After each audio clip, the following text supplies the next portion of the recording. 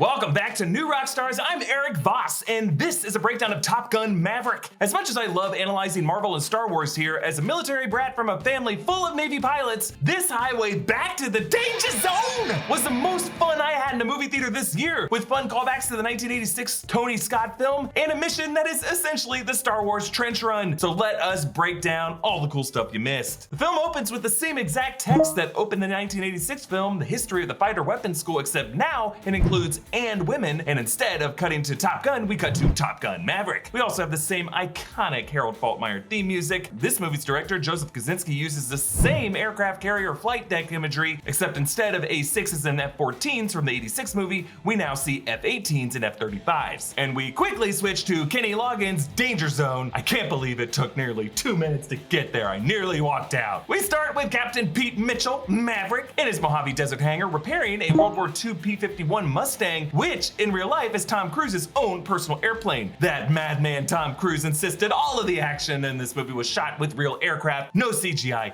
and it shows. The dogfighting imagery is freaking great in this film, especially when you see it in IMAX. You'll notice Maverick's flight jacket has the patches of the flags of Japan and Taiwan restored after they were scrubbed out of a 2019 trailer. Mitchell wore this jacket in the 86 film as a tribute to his late father. Meanwhile, I wear my dad's flight jacket to look cool at themed movie parties. I am definitely the least cool Voss. Maverick is now a test pilot trying to reach Mach 10 with the Darkstar hypersonic jet. You could interpret this whole movie as the dying visions of Maverick when he pushed the Darkstar too far and crashed it, and in this fantasy, Maverick is the one pilot in the world leading an impossible mission to victory with the son of his dead wingman Goose, the son now back in Goose's seat of an F-14. I don't know about that. I prefer to live in a world where Mav gets away with an ego right and checks his body can cash. And of course, this Mach 10 mission is a bit of a callback to the 86 film when Charlie told him, "You're not gonna be happy unless you're going Mach 2 with your hair on fire. You know that." I like how Mav uses the Darkstar to buzz Rear Admiral Hammer, and actually later in F-14 buzzes the tower on Vice Admiral Cyclone, buzzing the tower being the stunt that got him in trouble at the beginning of the 86 film, and he does throughout the movie. And just like in that 86 film, Maverick's stunt gets him sent to the Top Gun school, this time as an instructor, something he told Commander Stinger he wanted to do when he got older.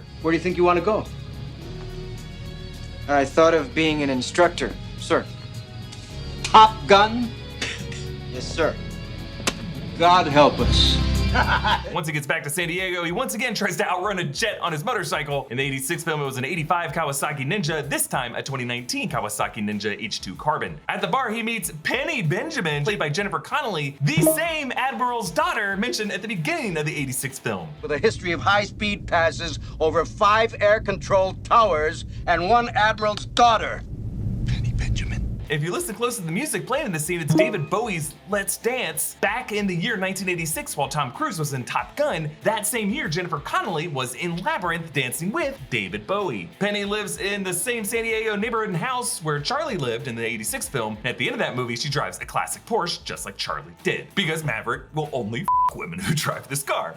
We meet the younger crop of pilots, including Miles Teller as Lieutenant Bradley Rooster Bradshaw, Goose's son, whom we saw as a kid sitting on a piano in the 86 film. His call sign Rooster, sticking with the bird theme. He plays goodness gracious great balls of fire wearing aviators just like his dad did in that film. He has a rivalry with Hangman. Hangman, essentially the Iceman of this movie. When Hangman picks a song on the jukebox, he hits 8 and 6, a nod to 86. And when they toss out Maverick for his card getting declined, Penny calls it getting 86th. Now in that 86 film, Maverick felt embarrassed when the person he messed with at the bar, Charlie, turned out to be the consultant instructor of his class. Now Hangman feels embarrassed to realize the guy he threw out of the bar is his instructor, Maverick. Now the bar of this movie is called the Hard Deck, which actually came up a lot in the 86 film as the altitude Mav broke the rules by flying under, breaking the rules of engagement. But in this movie, the Hard Deck is reversed. The mission is to fly beneath the Hard Deck to avoid detection by the radar and the surface-to-air missiles. Now, as you've been watching this video, wouldn't it have been great if you could have been making some money just by having something run in the background? Well, thanks to Honeygain for sponsoring this video. Honeygain is an app that makes you cash for just keeping it running in the background. background. They're not promising to pay all your bills or anything, but it is enough money to cover your Netflix subscription every month, or maybe buy you and a friend some tasty beverages. Here's how it works. Install Honeygain on your device, and that's it. You're making money just by sharing your internet connection. It uses the internet to gather bits of information from the web, like the best prices on airline tickets. Honeygain doesn't have any effect on your internet experience. It doesn't collect any personal data or require any device storage. And whenever you have $20, withdraw your money to PayPal or Bitcoin and go buy your buddy that beverage. They're thirsty. You can also withdraw into a JMPT cryptocurrency. It works on Windows, Mac OS, and Android devices. So use code Rockstars5 when signing up, or click the link in the description down below and get $5 added to your account. And they're going to pick one person to get $50 worth of Honeygain credits transferred to their account who uses our promo code and gets 3 people to sign up via their own referral code. See details in the description, and thanks again Honeygain for sponsoring this video. Now, during this amazing training montage, Maverick inverts his jet so that his cockpit is upside down above theirs, the same move Mav does to the enemy MiGs in the 86 film. The pilot fanboy has his call sign written on his helmet in the same typeface as the title for Star Trek, another Paramount property. Now, as in that film, the enemy is an unspecified rogue state. 1986, despite the jets flying around the Indian Ocean, the enemy is basically North Korea. They don't ever say it, but like that's kind of who it is. In this movie, the enemy is a country that is trying to get nuclear capability, the target being a uranium enrichment facility trying to make weapons grade uranium. And the country has snowy mountains that borders the ocean. Now, it is never meant to be clearly identified, but the country does have F-14s, and in real life, Iran bought 80 F-14s in 1978, right before the Shah was ousted by Ayatollah Khomeini. And Iran has been trying to get nuclear capabilities. As of this taping, has not gotten there yet. So really, the country of Iran is the closest analog in this movie, even if its border with the Gulf of Oman doesn't have snow-capped mountains like this border does. And of course, as with the 86 film, we get a shirtless beach sports montage. Before it was volleyball, now it is football. Val Kilmer cameos in this movie as Admiral Tom Iceman Kazansky. Kilmer in real life was diagnosed with throat cancer in 2014, and after a tracheotomy lost his voice, but the production was able to use AI technology to recreate his voice for just a few lines. He types on his screen, "It's time to let go," which for me at least evoked the rescue swimmer telling Maverick as he held Goose's body, "You gotta let him go." The mission of this film very closely mirrors the trench run of Star Wars 1977. The pilots have to fly low through a narrow canyon, evading deadly gunner towers and faceless enemy pilots so that they can fire a missile into an impossibly narrow target. And after the laser sight jams, Rooster has to eyeball the target to fire the missile in the hole, just like Luke does when he turns off his sight. Mav and Rooster speak to Goose's ghost, saying, "Talk to me, Goose," just like the ghost of Obi-Wan Kenobi tells Luke to use the Force. And considering Maverick is really the uncle figure who denied Rooster's application to the Naval Academy to avoid him turning out like his old man, you could look at this movie as Star Wars starring Uncle Owen. There are just several great callbacks throughout the film, like Mav telling Rooster, "Don't think," like Mav saying in the 86 film, If you think,